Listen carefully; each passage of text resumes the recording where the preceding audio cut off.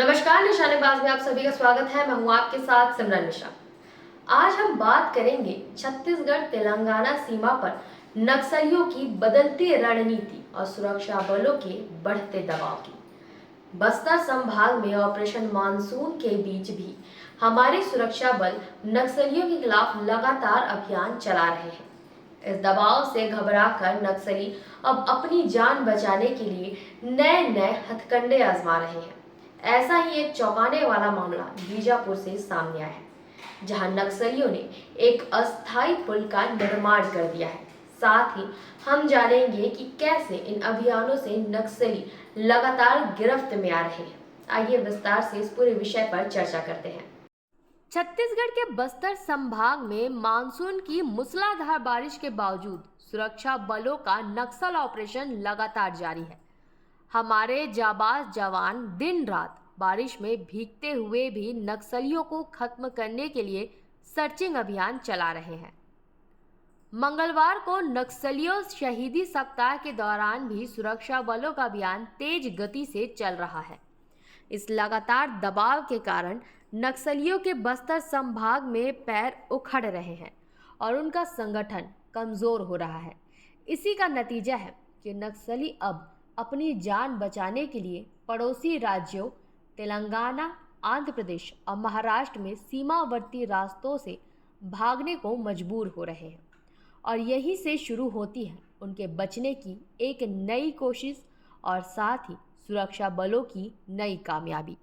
नक्सलियों ने जवानों से अपनी जान बचाने और दूसरे राज्यों में भागने के लिए एक नया और चौंकाने वाला हथकंडा अपनाया है। बीजापुर जिले के घने जंगलों के बीच से होकर जाने वाली चिंतावागु नदी में उन्होंने 60 मीटर का एक अस्थायी लकड़ी का पुल बनाया है। ये पुल गुंजेपर्थी कोमाटपल्ली सीमा क्षेत्र में बना हुआ है, जो तेलंगाना सीमा से करीब 30 किलोमीटर दूर है।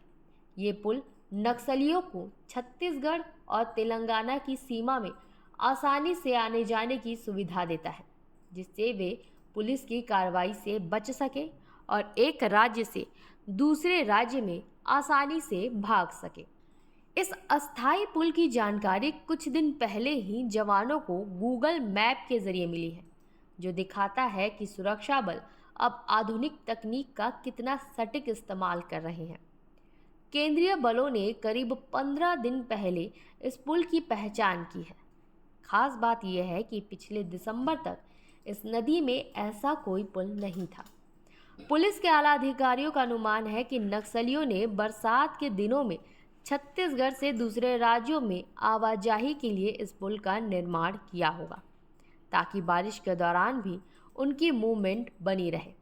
हमारे जवान इस पुल का वीडियो भी सोशल मीडिया पर शेयर किया है। इस बात का सबूत है कि नक्सली अपनी रणनीति में कितना बदलाव कर रहे हैं और कैसे सुरक्षा बल हर नई चुनौती का सामना करने को तैयार खड़े हैं। छत्तीसगढ़ में नक्सलियों के खिलाफ लगातार चल रहे अभियान ने उन्हें भारी नुकसान पहुंचाया है।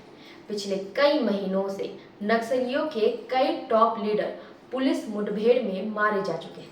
कई प्रमुख नक्सली कमांडर या तो मार गिराए गए या फिर उन्होंने आत्मसमर्पण कर लिया।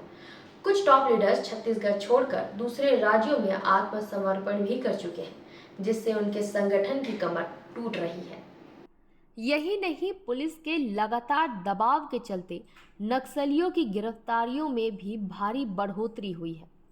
पिछले कुछ हफ्तों में भी बस्तर संभाग और आसपास के इलाकों से कई हार्डकोर नक्सलियों को गिरफ्तार किया गया है। खुफिया जानकारी और ज़मीनी अभियानों के मेल से सुरक्षा बल नक्सलियों के ठिकाने और उनकी गतिविधियों को लगातार ध्वस्त कर रहे हैं।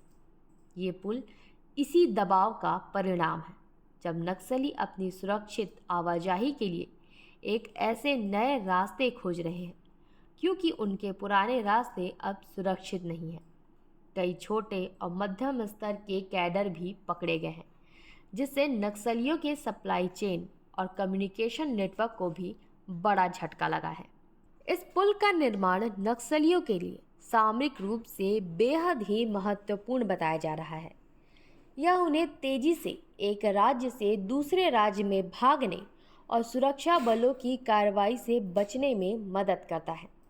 ये सुरक्षा बलों के लिए एक नई चुनौती भी पेश करता है, क्योंकि यह नक्सलियों को अधिक लचीलापन प्रदान करता है और उन्हें एक राज्य की सीमा से दूसरे राज्य में भागकर छिपने का मौका देता है।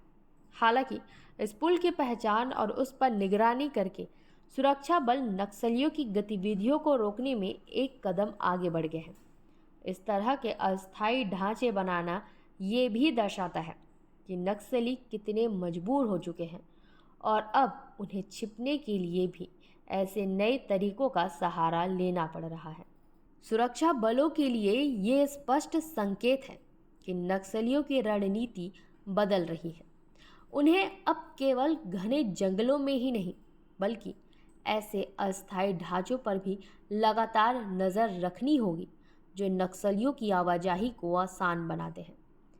आने वाले समय में सुरक्षा बलों को ऐसे पुलों को नष्ट करने और नक्सलियों के भागने के सभी रास्तों को स्थायी रूप से बंद करने पर ध्यान देना बहुत ज़रूरी होगा।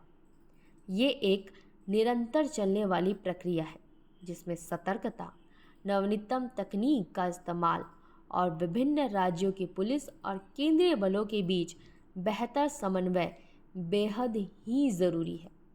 नक्सलियों की गिरफ्तारियां इस बात का सबूत है कि यह दबाव काम कर रहा है और आने वाले समय में हम और भी ज़्यादा सफलता हासिल कर सकेंगे।